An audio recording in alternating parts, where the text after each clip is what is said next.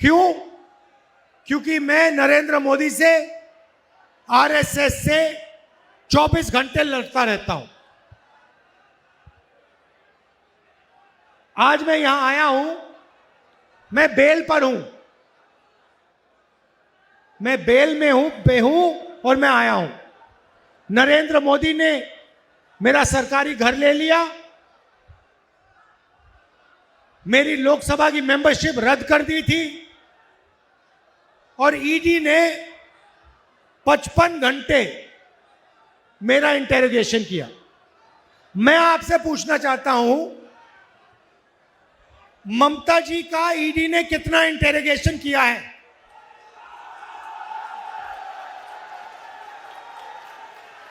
ये मुझे बताइए। बीजेपी ने ममता जी का घर क्यों नहीं लिया?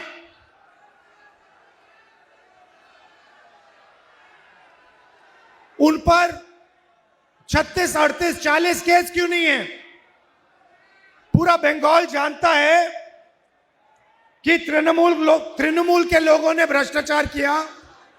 शारदा चिट फंड तृणमूल के लोगों ने किया। 17 लाख इन्वेस्टर्स को बर्बाद किया।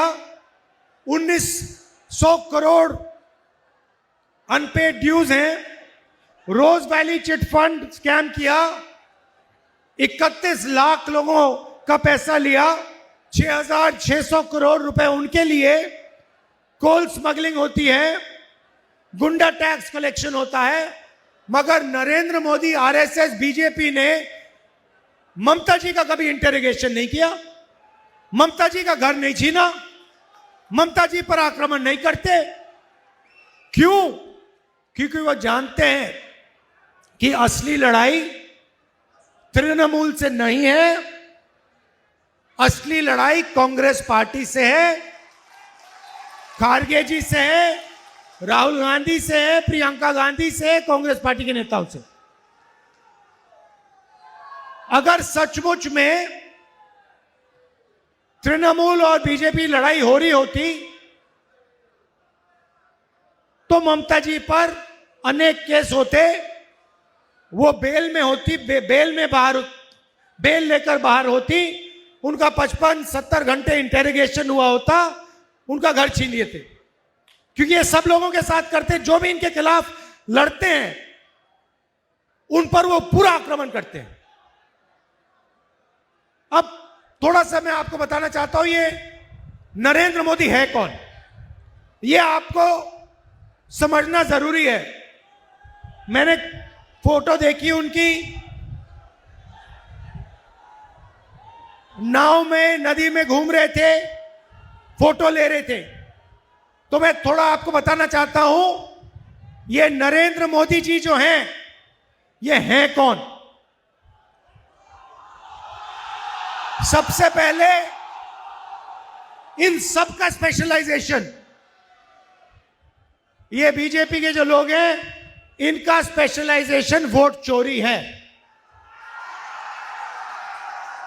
इन्होंने महाराष्ट्र में वोट चोरी करके चुनाव जीता, हरियाणा में जीता, मध्य प्रदेश में जीता, कर्नाटक में पैसे देकर सरकार गिराई। ये इनका पहला काम लोकतंत्र को खत्म करना और वोट चोरी का है। दूसरी बात, आपने यूएस इंडिया डील के बारे में सुना होगा, सुना है? ये नरेंद्र मोदी जी अपने आप को देशभक्त कहते हैं।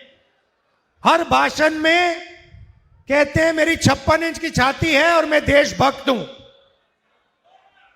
सबसे पहले अगर इनकी 56 इंच की छाती होती तो जब मैं पार्लियामेंट में भाषण दे रहा था, जब मैंने एप्स्टीन की बात उठाई, अदानी की बात उठाई, तो ये पार्लियामेंट लोकसभा से भाग के क्यों निकल गए? दूसरी बात, इन्होंने अमेरिका से समझौता किया। क्या किया? हिंदुस्तान का एग्रीकल्चरल सिस्टम जो है, हमारे जो किसान हैं उनको धोखा दिया और अमेरिकन किसानों को अपना माल हिंदुस्तान में बेचने की परमिशन दी। यह काम किसी भी प्रधानमंत्री ने नहीं किया, आज तक किसी प्रधानमंत्री ने नहीं किया। अमेरिका के जो खेत हैं, हजारों एकड़ के खेत हैं, हमारे छोटे खेत होते हैं। हमारे यहां मैकेनाइजेशन नहीं होता, अमेरिका में फुल मैकेनाइजेशन है। कंबाइन हार्वेस्टर, मशीनरी, टेक्नोलॉजी सब चलती है वहां। अमेरिका के किसान का माल हिंदुस्तान में बिकना शुरू हो जाएगा। हिंदुस्तान के सब किसान, बंगाल के किसान बर्बाद हो जाएंगे। यह इन्होंने पहला काम किया। दूसरा काम, बंगाल की इंडस्ट्री तो ममता जी ने उड़ा दी, खत्म कर दी, वो अलग बात है। पहले आप इंडस्ट्रियल सेंटर हुआ करते थे, यहां हिंदुस्तान मोटर्स थी, यहां पे जूट इंडस्ट्री थी और बंगाल इंडस्ट्रियल स्टेट माना जाता था। नरेंद्र मोदी जी ने ट्रंप को वायदा किया कि हर साल हिंदुस्तान 9.5 लाख करोड़ रुपया माल अमेरिका से खरीदेगा। भाइयों और बहनों, अगर हिंदुस्तान 9.5 लाख करोड़ रुपया अमेरिका से खरीदेगा तो हिंदुस्तान के छोटे स्मॉल और मीडियम बिजनेसेस सारे के सारे बंद हो जाएंगे। यह इसने दूसरा काम किया। तीसरा काम, हिंदुस्तान का पूरा डेटा जो 21वीं सदी में देश का धन होता है, देश की शक्ति होती है, देश की पूंजी होती है, सारा का सारा इसने अमेरिका को पकड़ा दिया। आज अमेरिका जहां भी हिंदुस्तान का डेटा रखना चाहता है रख सकता है, जो भी करना चाहता है कर सकता है। और तीसरा काम, शायद सबसे खराब काम इसने किया। इसने अमेरिका से कहा कि हम उन्हीं देशों से पेट्रोल खरीदेंगे, तेल खरीदेंगे जो परमिशन आप दोगे। तो आज हिंदुस्तान बिना अमेरिका के परमिशन लिए, बिना अमेरिका के सामने हाथ जोड़े किसी भी देश से तेल नहीं खरीद सकता है। ये व्यक्ति जो अपने आप को देशभक्त कह रहा है, इसने ये चारों काम किए हैं। ये देशभक्ति नहीं है, ये देशद्रोही का काम है। और ये इसने किया क्यों, ये भी आपको बता देता हूं। ये इसने इसलिए किया क्योंकि डोनाल्ड ट्रंप अदानी और एप्स्टीन के बारे में सारा कुछ जानता है। डोनाल्ड ट्रंप खुल के कह रहा है कि जब भी मैं नरेंद्र मोदी के करियर को खत्म करना चाहता हूं, 2 मिनट में मैं खत्म कर सकता हूं। और फिर डोनाल्ड ट्रंप कहता है कि जब मैं हिंदुस्तान के प्रधानमंत्री को फोन करता हूं, जब वो फोन उठाता है तो वो कहता है, yes sir, what can I do for you.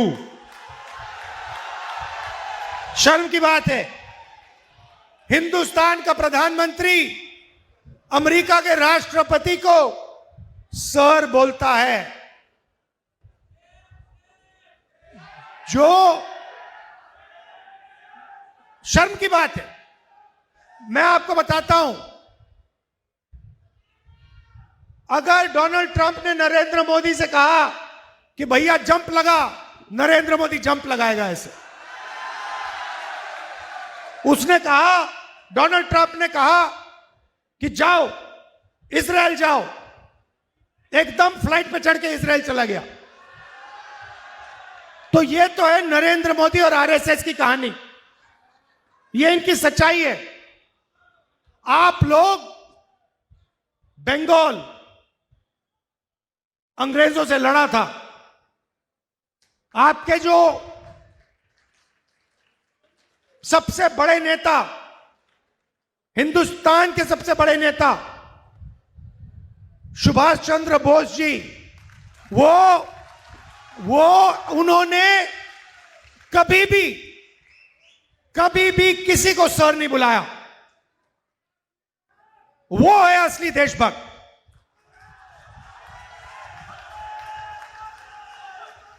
Mahatma Gandhi, Jawaharlal Nehru, Subhash Chandra Bose, Sardar Patel, इन्होंने जिंदगी भर में किसी को सर नहीं बुलाया, शहीद हो गए,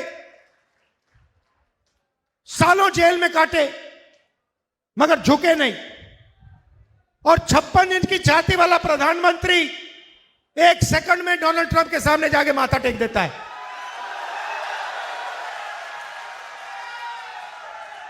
अब दुख की बात क्या है, नरेंद्र मोदी ने भ्रष्टाचार किया, डोनाल्ड ट्रंप ने उसे पकड़ लिया। आपने अदानी कंपनी का नाम सुना होगा, सुना? उसका असली नाम जानते हो? मोदानी। वो पूरा बीजेपी का फाइनेंशियल सिस्टम है। वो मोदानी कंपनी है, अदानी कंपनी नहीं है। और डोनाल्ड ट्रंप ने पीछे से नरेंद्र मोदी के गला पकड़ लिया और नरेंद्र मोदी चू नहीं कर सकता। सही बात है ना, है ना? अब नरेंद्र मोदी एक और चीज जानता है। नरेंद्र मोदी जानता है कि देश में एक ही शक्ति आरएसएस और बीजेपी को हरा सकती है, उसका नाम कांग्रेस पार्टी है, कांग्रेस पार्टी की विचारधारा है। आपकी जो चीफ मिनिस्टर है, भ्रष्टाचार के बारे में मैंने आपको बताया, शारदा चिट फंड, रोज वैली, कोल स्मगलिंग स्कैम, और पूरा बंगाल जानता है कि अगर आपको बंगाल में रोजगार चाहिए तो या तो तृणमूल के किसी नेता के साथ आपको कोई रिश्तेदारी होनी पड़ेगी या दोस्ती होनी पड़ेगी। पिछले चुनाव में ममता जी ने कहा था कि बंगाल को 5 लाख नए रोजगार दिलवाऊंगी। ये पता नहीं क्यों इतना मजाक करती रहती हैं। 5 लाख युवाओं को मैं रोजगार दूंगी। आपको याद है, यही बात नरेंद्र मोदी ने बोली थी, 2 करोड़ युवाओं को मैं रोजगार दूंगा। यही रेपिटेशन ममता जी यहां कर रही है। 2021 में 5 लाख नए लोगों को मैं रोजगार दूंगी। और असलियत क्या है? असलियत है कि 84 लाख युवाओं ने अनएम्प्लॉयमेंट अलाउंस के लिए साइन किया है। सारी की सारी इंडस्ट्री बंद कर दी। नरेंद्र मोदी वहां कर रहा है हिंदुस्तान में, बाकी देश में, और यहां पे ममता जी लगी हुई है रोजगार खत्म करने में, भ्रष्टाचार और पूरी की पूरी इंडस्ट्री को बंद करने में। अच्छा, अगर बीजेपी के लोग महिलाओं पर अत्याचार करते हैं, रेप केसेस होते हैं, लोगों पर कोई एक्शन नहीं लिया जाता, वही काम ममता जी यहां करती हैं। आरजी कार में, RG Kar rape and murder scam में, यहां आपके सामने एक बेचारी लड़की का मर्डर होता है, बलात्कार होता है, और जिन लोगों ने किया उन पर कोई भी एक्शन नहीं लिया जाता। तो मेरा कहना है कि सच्चाई क्या है?